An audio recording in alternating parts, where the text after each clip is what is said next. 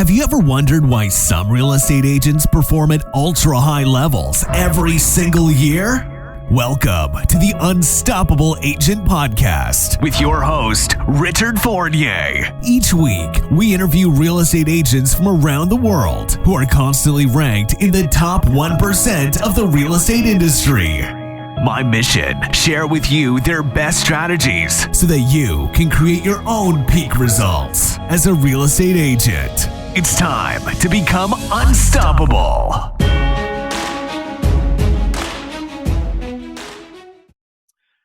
Hello and welcome back to this episode of the Unstoppable Agent Podcast. I'm your host, Rich Fournier, and I'm very excited to have one of the top producers in Canada and really globally, but specifically here in Canada, Randy Dyck. Thank you so kindly for being with us today on our podcast.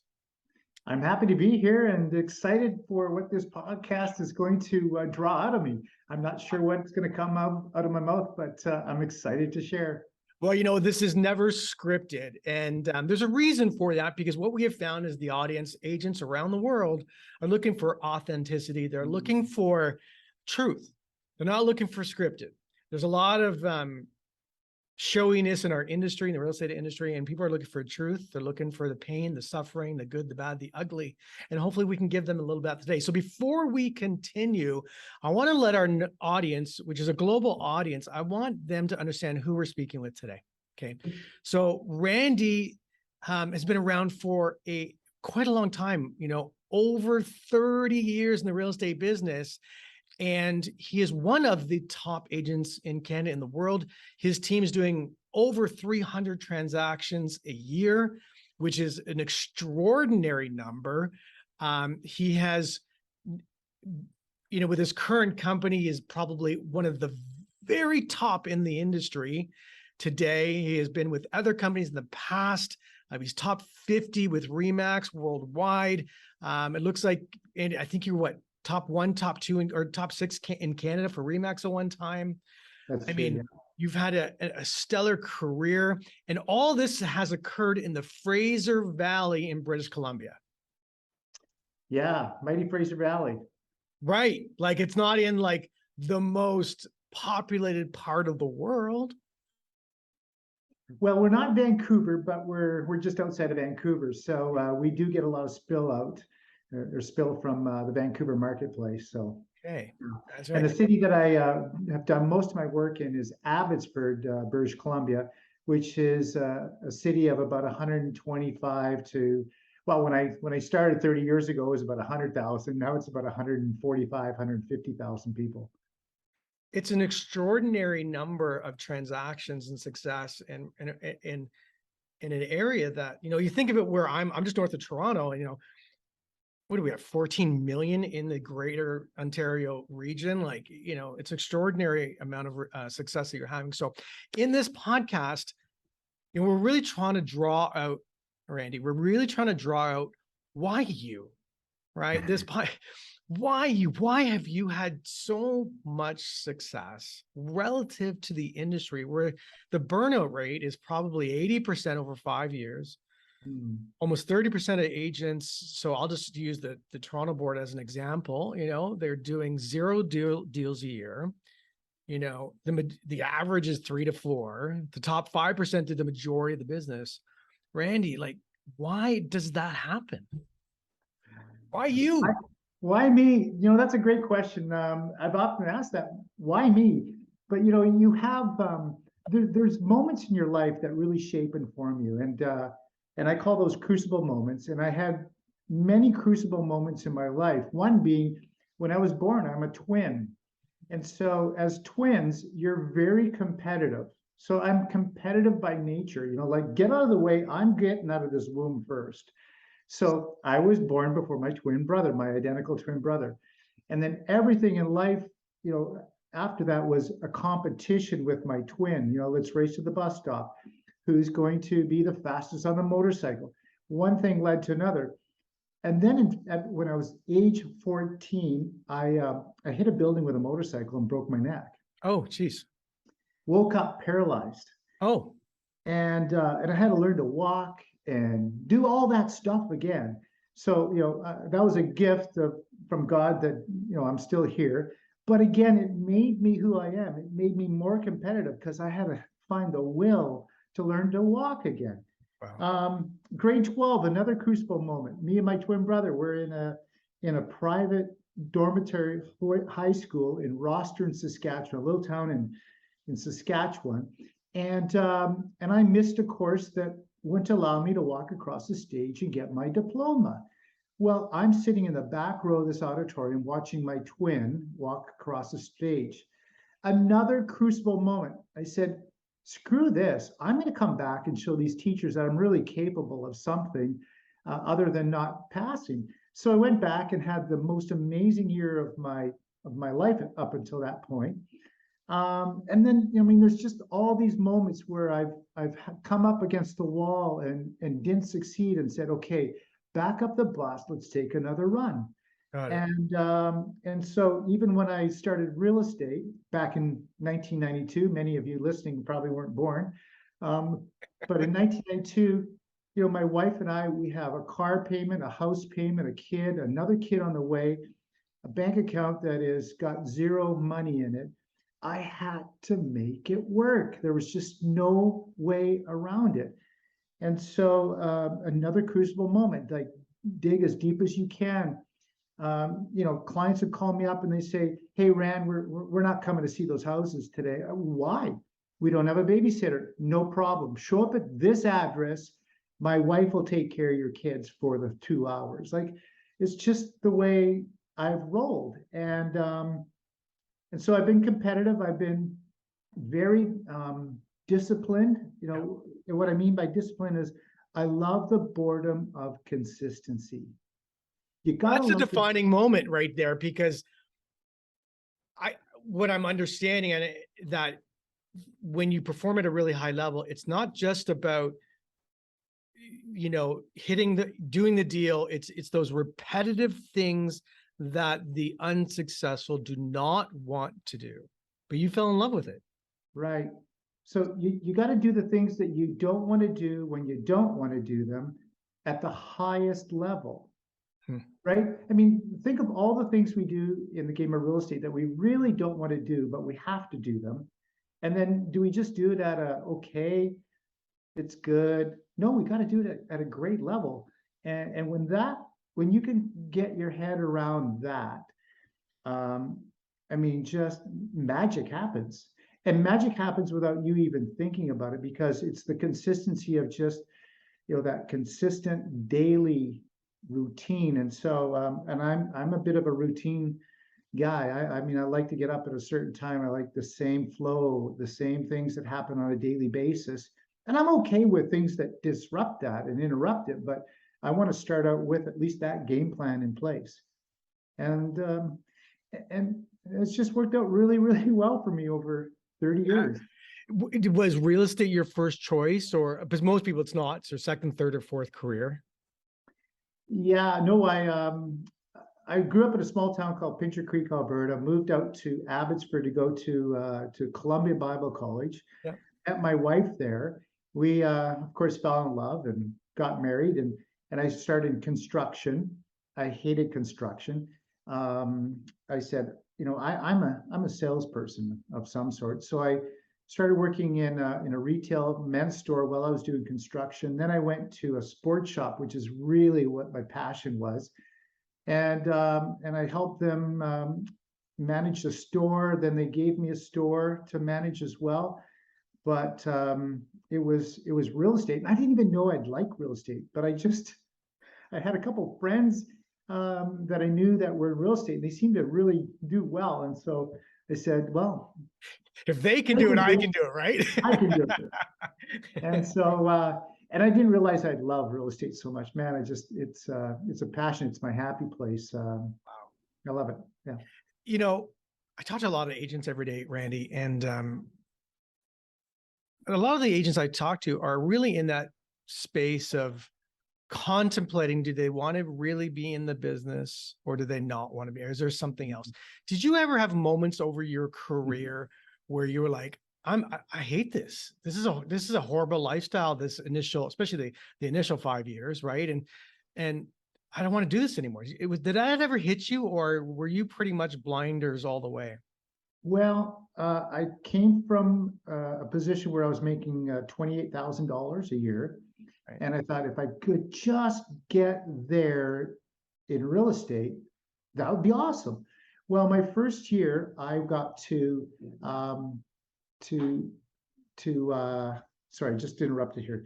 My first year, I made $60,000. I went, oh my goodness, $60,000. I had more of a life. So I was off to the races. The next year, I was the number one agent in my small office, and I thought I was a rock star. But in time, you realize, well, I was just a big fish in a small pond. Right, right. But I would say yes. About year 7, I started thinking, do I really want to do this for the rest of my life? But then what happened is I just changed who I was a bit. I became Randy 2.0 at that point, and started leveraging others as well as they could leverage me, which meant I started building a team, and had a lot of success in that. And over the course of 30 years, I've changed who I am and how I do my business probably 4 or 5 times, which has given me new energy. And one of those changes was 4 years ago when I moved to EXP in December of 2018. That gave me a whole new life again. Sure, it's a huge move, huge move for sure.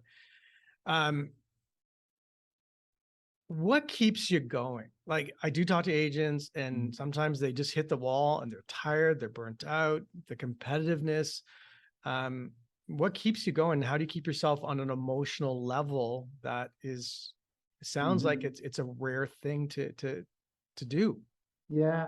Well, I've been blessed to have a lot of energy, number one. I'm just a high energy guy. But I have a great family life. I've got a great life outside of real estate. Okay. And I've got a friend that's in the sports psychology business where he's coaching teams, and he says, if we can't get our players to be good at home, they're going to be no good on the court. And so I have to contribute a lot of that to just having an amazing life outside of real estate as well, because then I don't muddy the waters either way.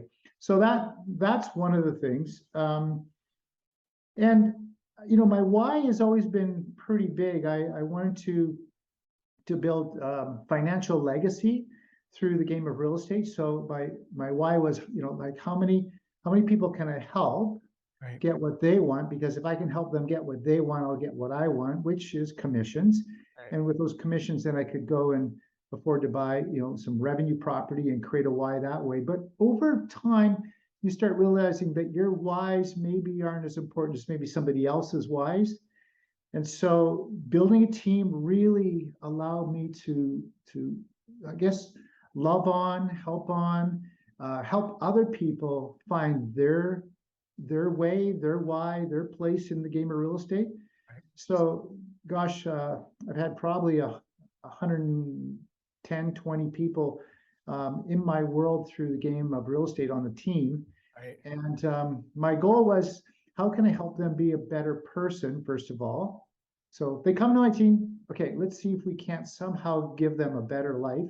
And then secondly, help them be a better agent in that order. And so it's just, I don't know, it's fueled me to be not just a transactional, tyrant, but a person that is giving other people value, and hopefully I'm remembered in that way. That's beautiful, actually. Let's go down a little bit into the granular side of the real estate game where, I'm sure when you got started, someone gave you a Rolodex of people who were dying to buy and sell a piece of property right away. I'm sure that happened for you. Right. So no, in all seriousness, when you got started, like, I'm sure it was challenging. I'm sure you did back in that day, there was an MLS book that wasn't the internet. And so if you can kind of just briefly lay out the focus, like your daily method of operation, like, did you have set times that you prospected? Has that been consistent over your career? Like, what did that look like for the agents out there who are struggling with what to do every day? Great question.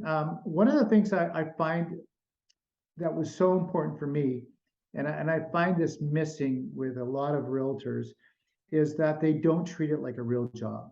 Hmm. They may start that way, but then eventually they start showing up at the office at 10 o'clock. Yep. For me, it was, I got to be the first guy there. I got to be there at 8 o'clock, treat it like a real job. And I'm not going home till dinner time, till 6 o'clock. But I'm going to try and do everything in my power to create some sort of an appointment after 6 o'clock as well. So, just treating it like a real job.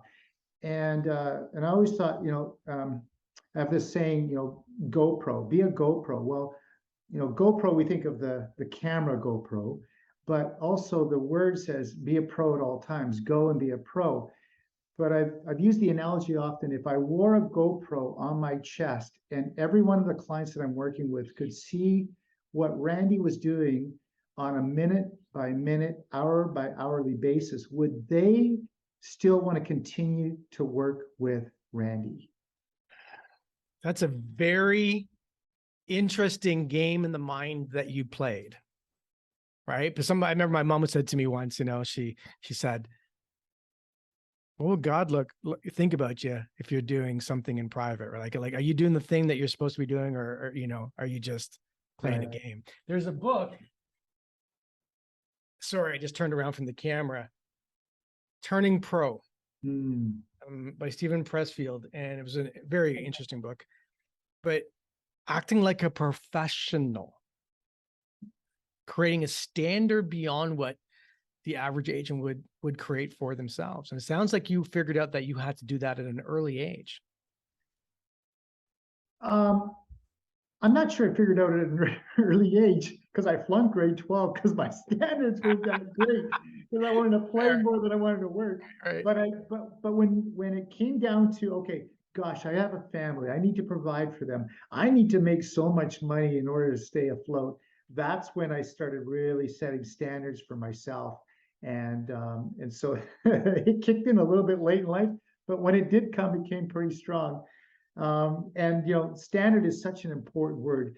That was always a key on the team as well. Like, what are our standards? And if you can't keep these standards, then why are you here? Just knowing and thinking what other people may know or may not know about you, most importantly, know about you on a daily basis. I think that always drove me to try and be the best and do the things I didn't want to do when I didn't want to do them at a high level.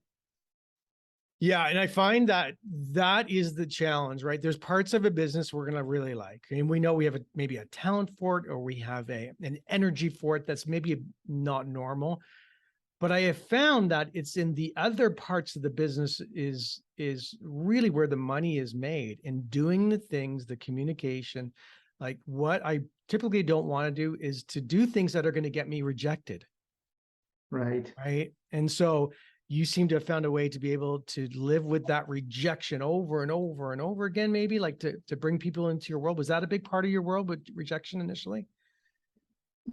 Well, have to remember I came from $28,000. So my first year I made 60, the next year I made 125, and it just kept going and going. And so, I mean, I pinched myself every day thinking, wow, like, this is such a gift that I've been given.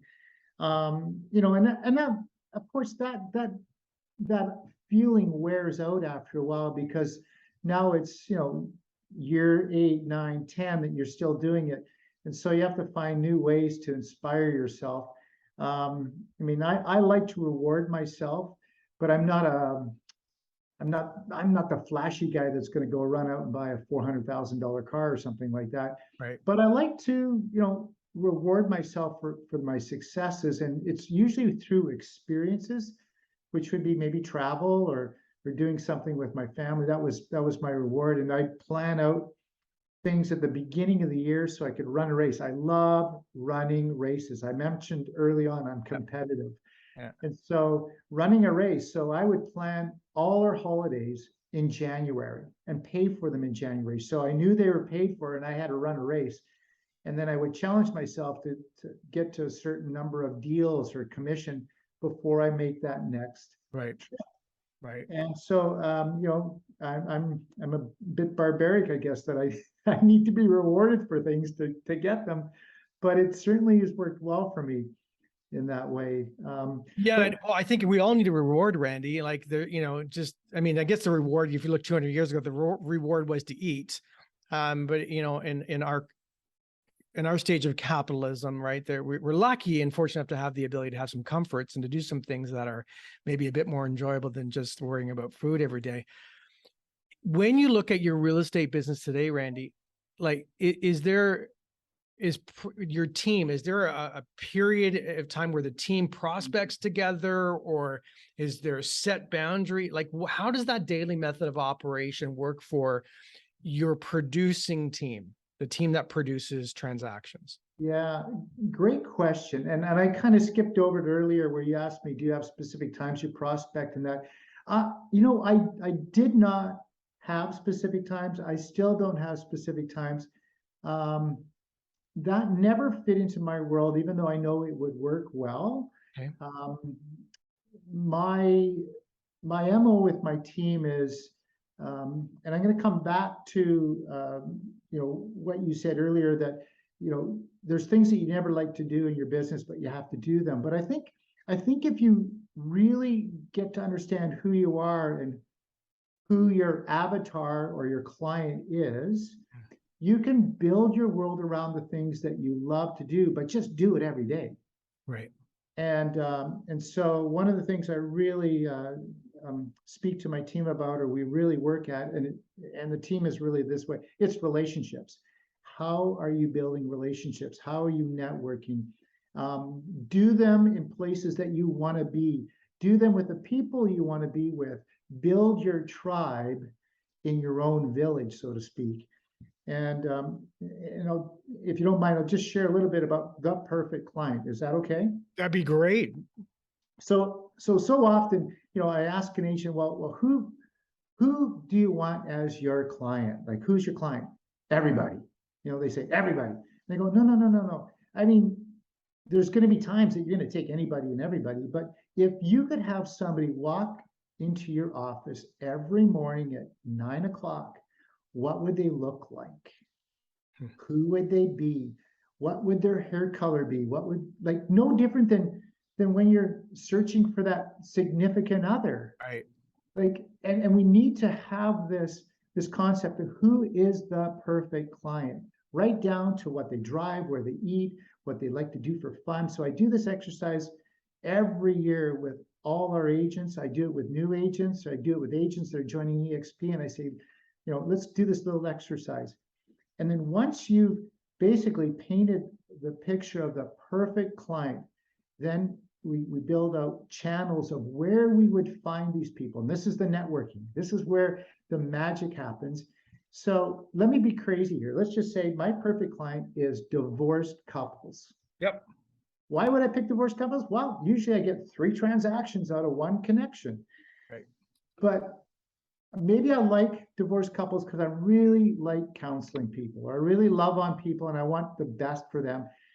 So I have a bit of a gift there and I like that. Right.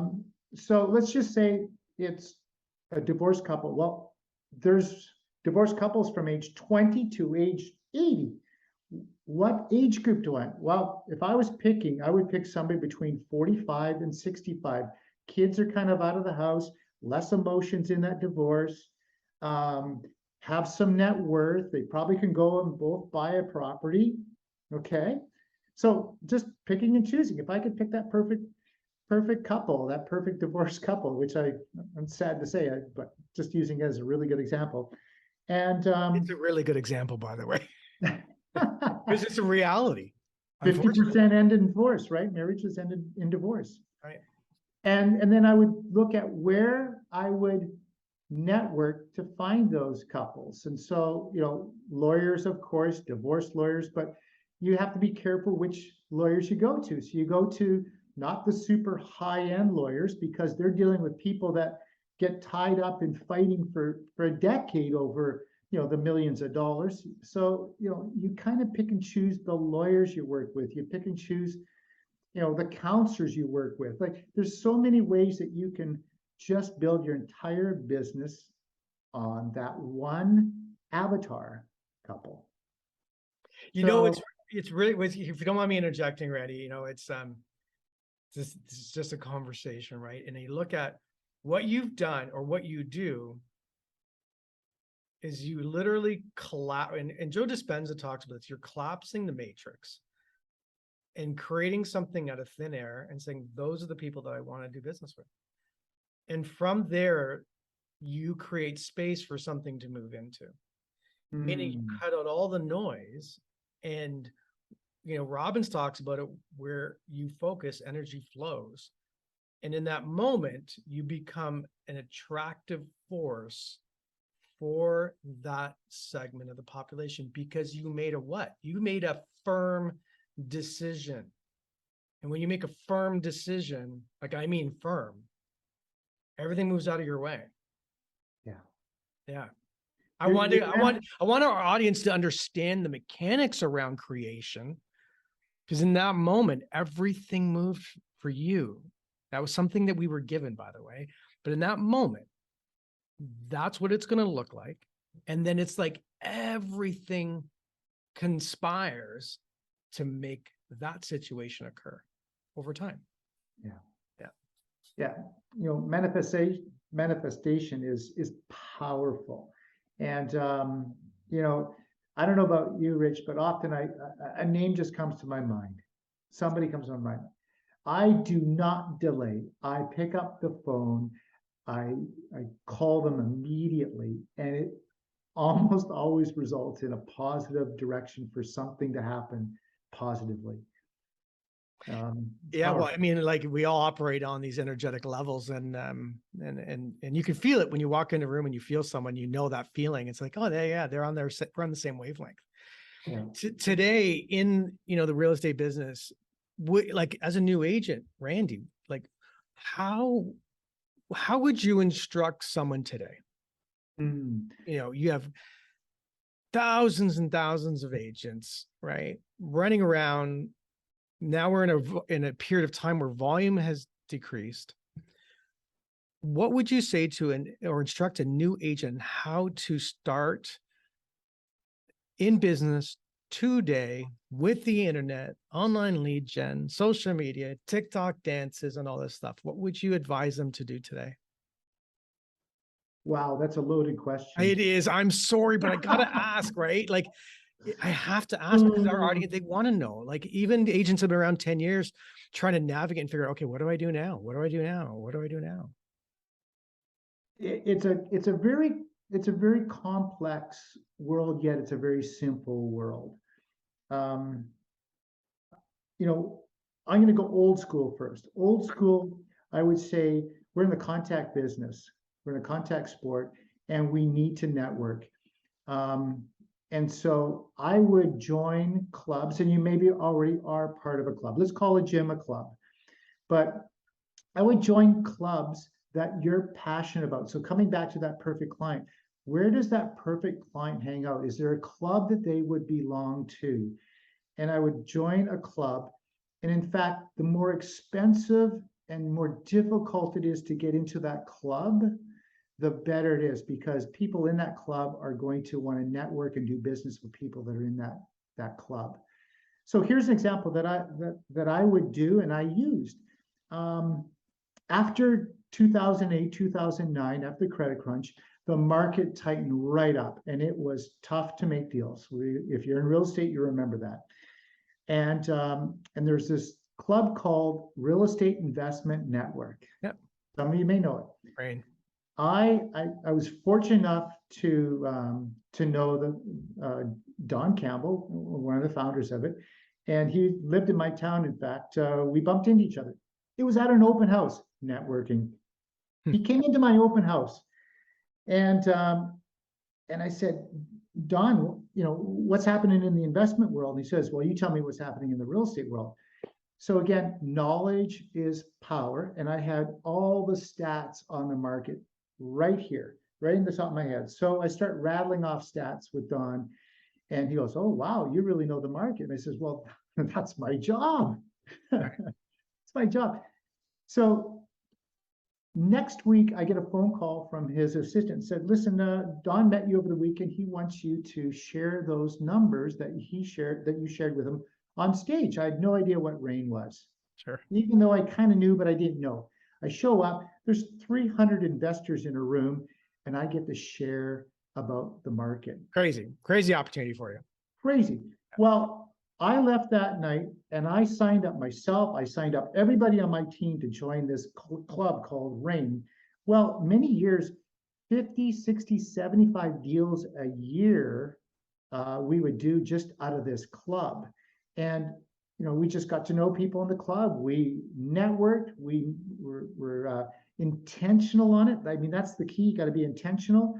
We did spin-off off of that. We did investment bus tours out of that. So we invite all the guests from RAIN to come on an investment bus tour, because we're doing investment seminars, and we'd fill a room, but we could never get them to call to action after that. So we just started putting them on a bus, taking them to house to house to house, and they started fighting over the houses. Right. Wow. This is gold, by the way. Like this is gold what you're sharing. Yeah. And while you're traveling from house to house, that's when you're doing the training seminar. You're talking about that last house, why it cash flows, why you shouldn't buy.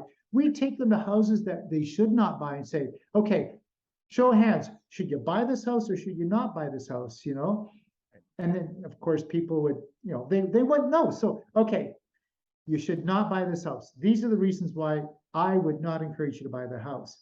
The next one you show is maybe a dump, and you do the same thing, and you share why they should be buying it, because it's gentrification, rezoning, all these kind of things. So just so much fun, and it was just a massive party bus all the time, and sure, it was just great. Yeah.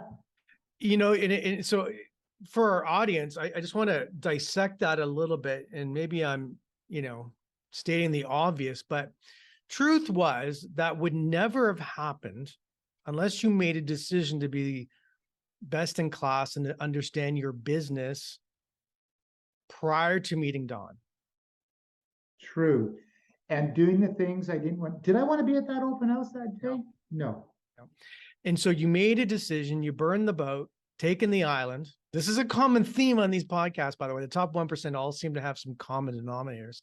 And, you had made a prior decision, and nothing would have happened without that firm, committed decision around something. And then from there, you became very good at understanding your business, understanding the data surrounding your business. And then opportunities showed up because you had already showed up. Right.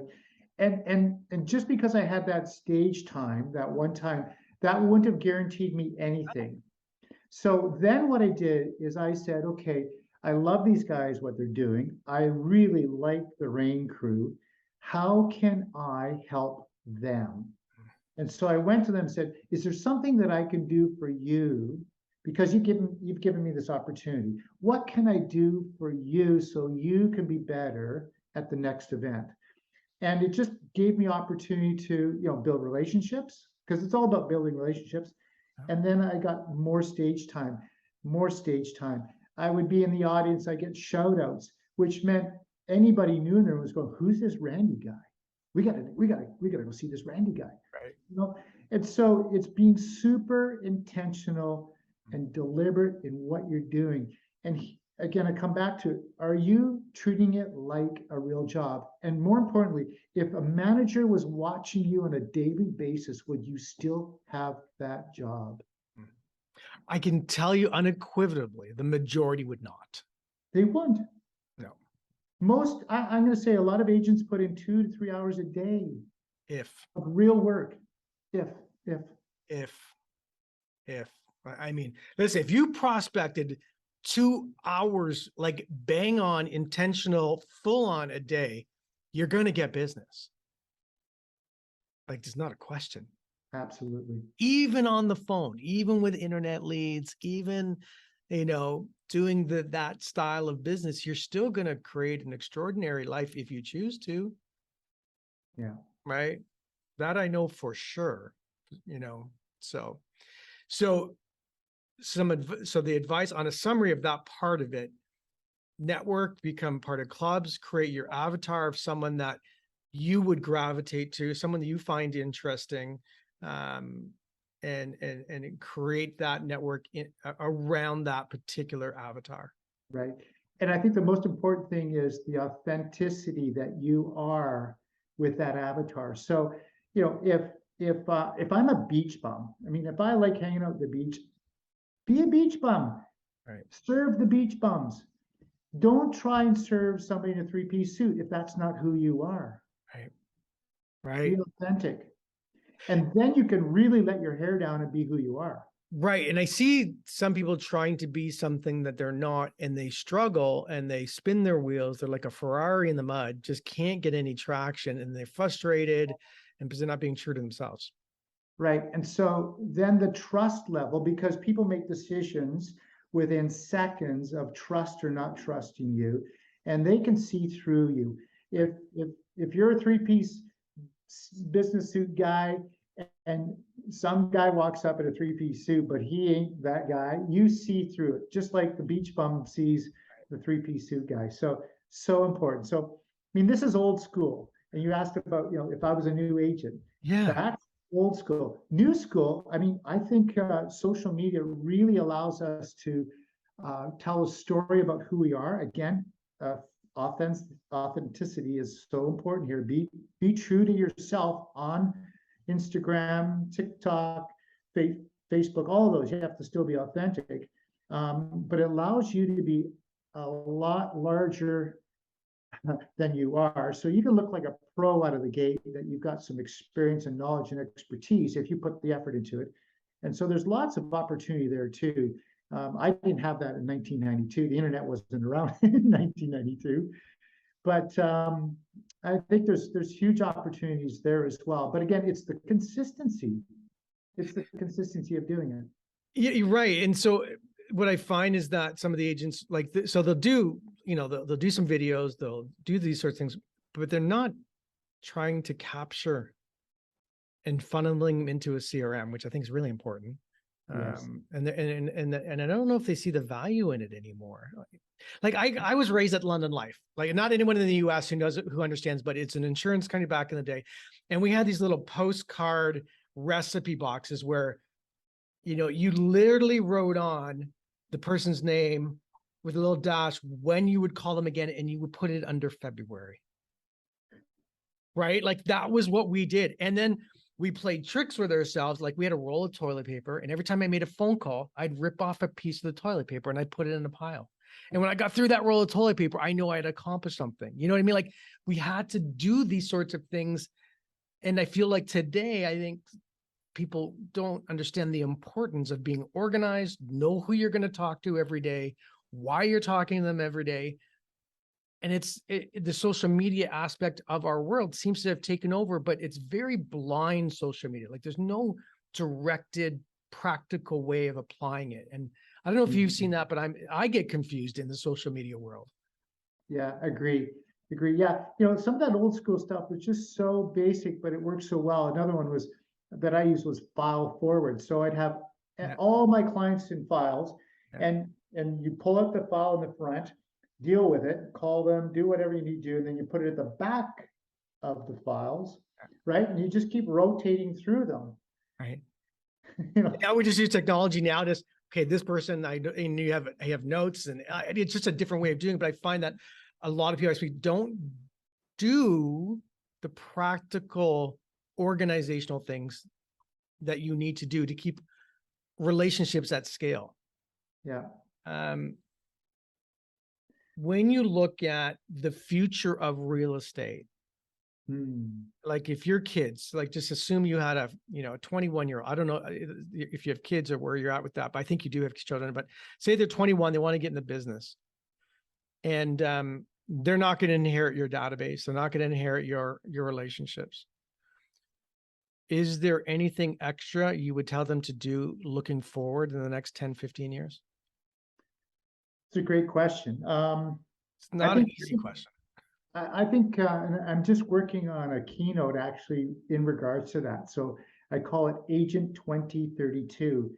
and looking forward and what is real estate going to look like in 2032? It's going to look a lot different. COVID technology is pressed and pushed it in a wild way. And so that's going to change significantly. However, if I'm saying right now today, the best thing that any agent can do entering the business is build an amazing database. And so I use an exercise called Memory Jogger.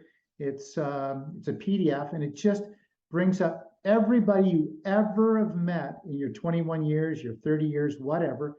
And you got to make sure you build a database. The database is your secret sauce in everything. And I have to say, I didn't do a good enough job on this, but your database, if it's well organized, is worth millions and millions and millions of dollars.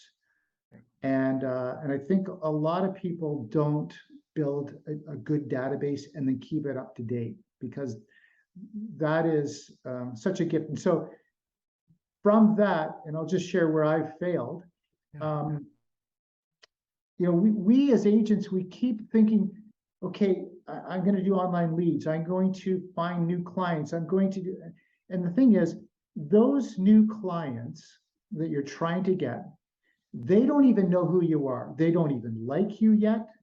And you have to get them to love before they'll do business with you. So you've got a database over here, even if that's 30 people, 20 people. In my case, my database has got 10,000 people.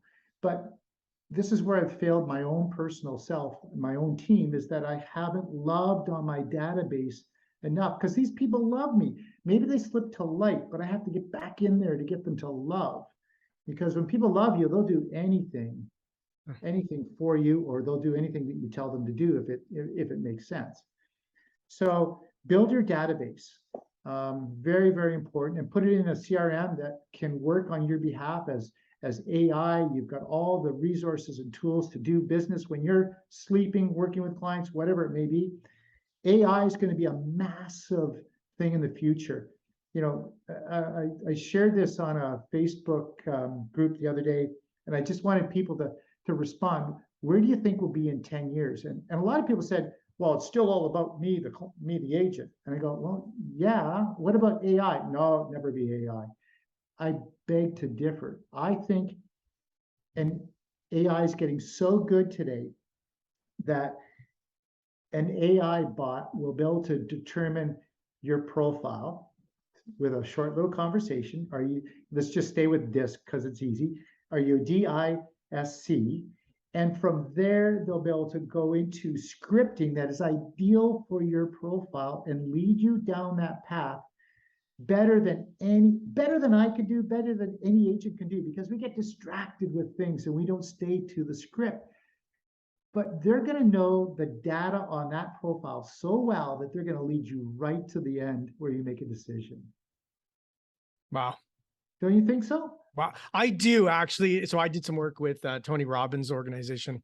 And so Tony is actually involved with Singularity, with POD, right? Like really involved in AI. And they're creating AI databases around all video communication and training that Tony's done over almost 30 years, that he's recorded everything, the nuances and how to read people, to see people, how to read people's blind spots. And they're building the AI around all of this, where you have your own personal Tony Robbins at your fingertip. Goosebumps. Oh. Like insane stuff that's coming. Well, big data, when you can collect big data, I was just at a conference where a fellow shared that he could predict, he worked for an insurance company, he could predict when that patient, that insurance client was going to pass away within 6 months. Didn't matter what age they were, because they have so much data. That's AI, that's artificial intelligence.